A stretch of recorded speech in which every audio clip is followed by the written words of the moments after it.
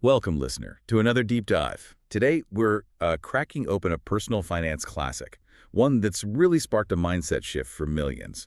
Robert Kiyosaki's Rich Dad, Poor Dad. Yeah, it's definitely one of those foundational books.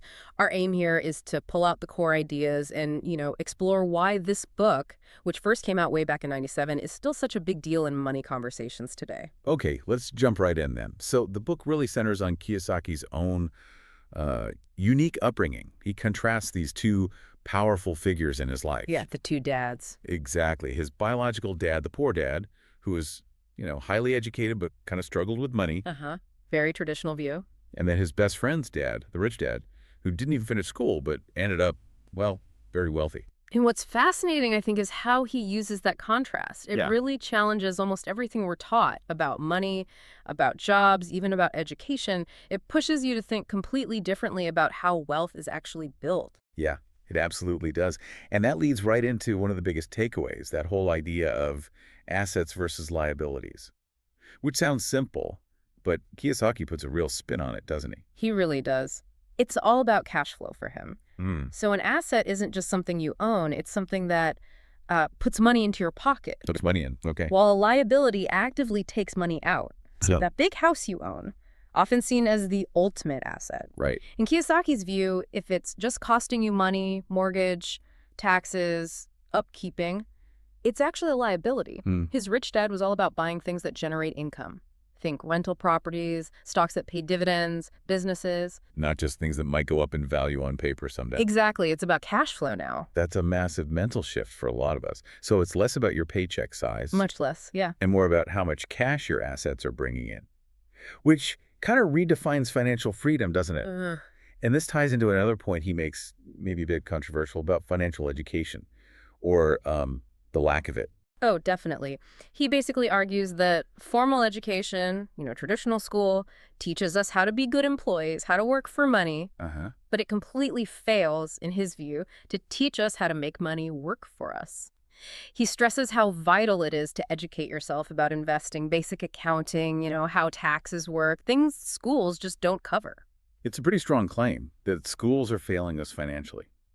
So if formal education isn't the answer for building wealth, what does he suggest? He talks about choosing jobs to learn, not just to earn.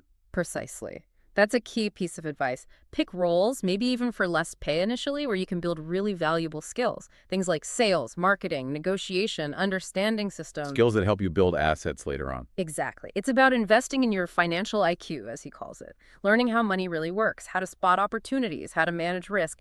It's a longer game than just chasing the next paycheck. Okay, so connecting all this, it really sounds like the foundation is a complete shift in mindset. He talks a lot about escaping the rat race. What does that really boil down to in his philosophy? It's about breaking that cycle, the one where you work harder, maybe get a raise, but then your expenses just go up too, so you're trapped, always working just to pay the bills. Right, the hamster wheel. Exactly.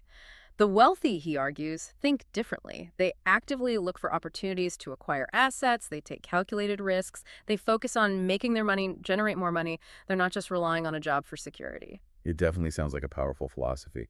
Yeah. So why do you think this book, Rich Dad, Poor Dad, has struck such a chord? Why has it stayed so popular for so long, despite, having its share of critics? Well, its strengths are pretty clear. It's written in a very simple conversational style, easy to grasp, and it delivers this really powerful mindset shift. It encourages action, like go buy an asset, think about starting a business. It makes finance feel accessible. Okay, but you mentioned critics.